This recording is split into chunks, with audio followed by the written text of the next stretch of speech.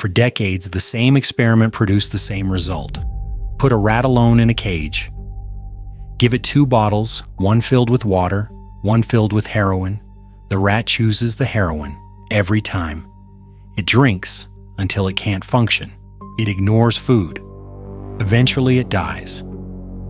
Scientists ran this experiment hundreds of times. The conclusion seemed obvious. The drug was the problem. In 1977, one psychologist decided to change a single variable, not the drug, the cage. His name was Dr. Bruce Alexander. He was a psychologist at Simon Fraser University in Vancouver, Canada. Alexander had been watching the standard addiction experiments for years, and something about them bothered him. Every rat in every study was alone, isolated in a small bare cage with nothing to do, no other rats, no stimulation of any kind. Just the 2 bottles and the 4 walls. Alexander asked a question no one had thought to ask. What if the addiction wasn't about the heroin? What if it was about the cage? What if any creature, given enough isolation, enough boredom, enough emptiness, would use whatever was available to escape the feeling of being trapped? There was only one way to find out. Alexander built what he called ratpark. It was roughly 200 times the size of a standard laboratory cage.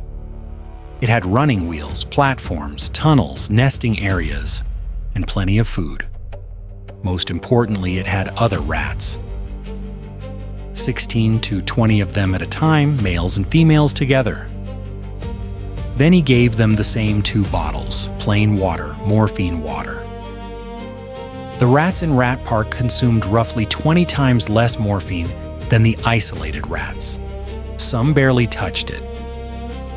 Even when Alexander sweetened the morphine water with sugar to make it more appealing, the ratpark rats still chose the plain water most of the time. Then he ran the study that made the result impossible to dismiss. He took rats that had already been isolated for 57 days. Rats that had been drinking morphine water daily. Rats that every prior model said were chemically dependent and could not stop. He moved them into ratpark. Most of them voluntarily reduced their morphine intake. Several stopped entirely, not because they were treated, not because the drug was removed, because the environment changed. In 1974, a researcher named Lee Robbins published a study on American soldiers returning from Vietnam. During the war, roughly 20% of U.S. troops had been using heroin. The government was bracing for a national addiction crisis. Treatment programs were being expanded. Policymakers were preparing for an epidemic of broken men who could not stop. 95% of those soldiers stopped using heroin after they came home. No treatment, no clinics, no withdrawal programs. They went home. The environment changed. The addiction dissolved.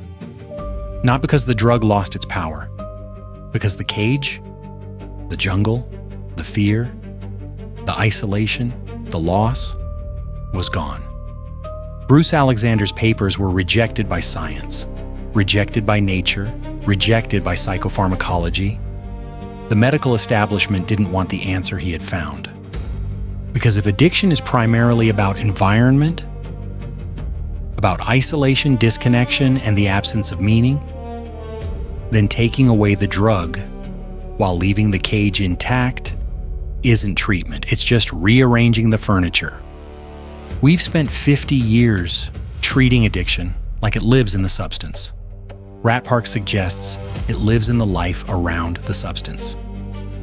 The question worth sitting with is this: what are you using to escape? And what exactly are you escaping from?